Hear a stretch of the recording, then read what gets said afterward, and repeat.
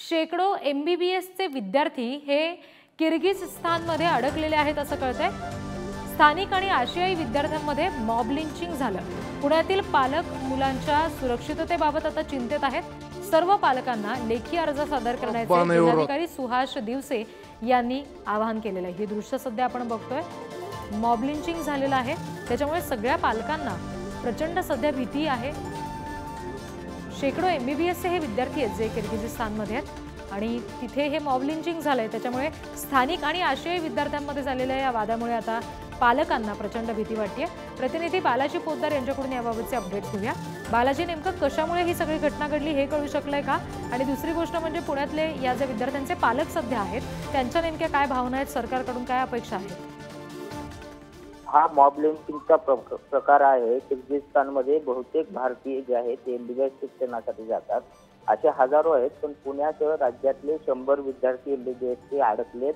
त्यांना त्यांच्या शाळेमध्ये कोंडून ठेवण्यात आलेले आहे, त्यांना बाहेर निघण्याची परवानगी नाही, त्यांच्या परीक्षा पुढे ढकललेल्या आहेत। त्यामुळे तिथे एक हिंसाचाराची परिस्थिती निर्माण झाली आहे। त्यामुळे इथले पालक चिंतित आहेत। त्यांनी जिल्हाधिकाऱ्यांची भेट घेतली होती काल। त्यानंतर आता जिल्हाधिकाऱ्यांनी आवाहन केले की तुम्ही अर्ज करा आणि जिल्हाधिकारी कार्यालयातील गृह शाखेकडे हे अर्ज केल्यानंतर भारत सरकारच्या स्तरावरून याला मदत करून घेण्याचे प्रयत्न जिल्हाधिकारी करणार आहेत। जी, पण अशा पद्धतीने ही मॉब लिंचिंग होणं हे फार वाईट आहे। यामागचं कारण कळू शकलंय का?